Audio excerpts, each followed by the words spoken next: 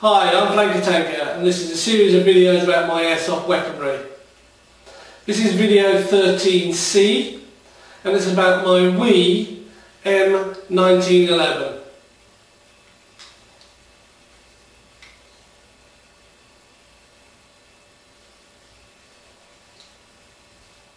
The Wii M1911 comes in this very nice grey coloured, I suppose it's a paint on it.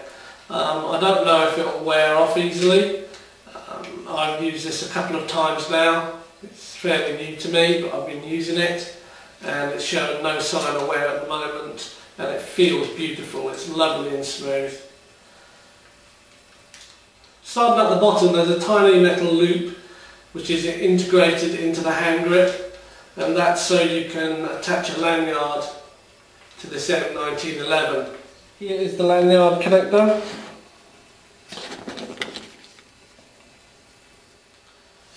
The pistol grip sides are actually simulated wood. They're plastic. They've got a couple of screws holding them on. I don't know if you can get replacements for them, but they look pretty nice and they feel very comfortable, and it's easy to grip.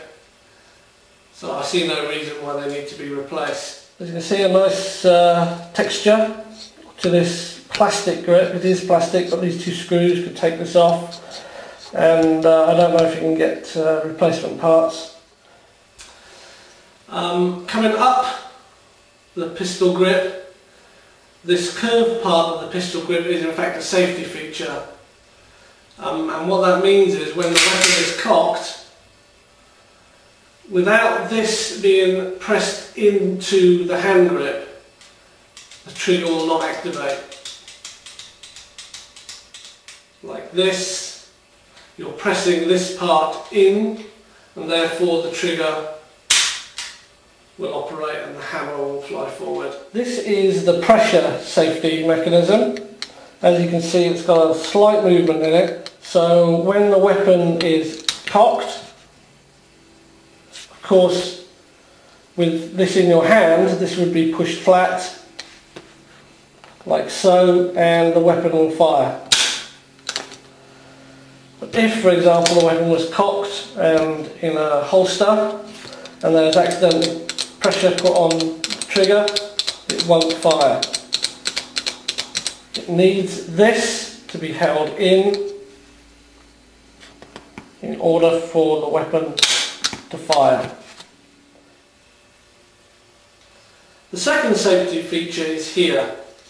Now once the weapon is cocked, what you can then do is push this up and it will lock the trigger even if this back piece is pushed in. And then by releasing it, pushing this back piece in, the trigger will then operate.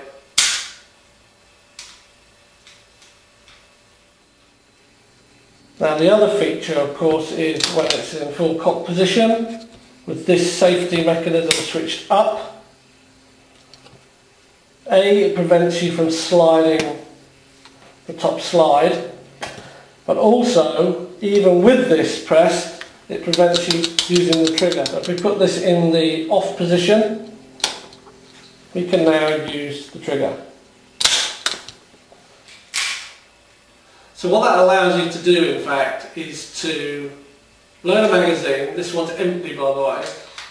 Load the BB into the chamber, put the weapon on safe, and actually have it ready to fire in your holster.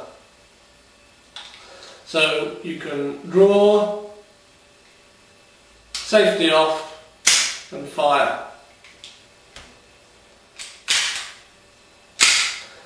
The hammer can also be half set on this M1911, and what you do, you hold it as though you're firing it, hold the trigger, hold the hammer, and it will come up to the half cock position. Now at the half cock position, it won't fire even with this pushed in, and the trigger, it won't fire. So you can have a BB in the chamber, the weapon in your holster, and when you draw it, it will not fire, you have to completely cock the hammer back and it will then fire. To put it in the half cock position, you pull the hammer all the way back and then keeping pressure on the hammer, use the trigger and it will lock back in place. Now that won't fire at all now, even if you hold the weapon as it should be. You have to completely cock it back for it to fire. What I tend to do is leave the slide in the current position, take a loaded magazine, again I must stress this one is empty, holster the weapon like this, and then if I do need to call upon it, I'll draw it out of the holster, pull the slide back in order to load the first BB into the chamber and go ahead and use the weapon. The magazine release is a little button on the side here. It's just push it in and the magazine will slide out. It only operates from the left hand side, and as you can see it operates very easily just using your thumb on it.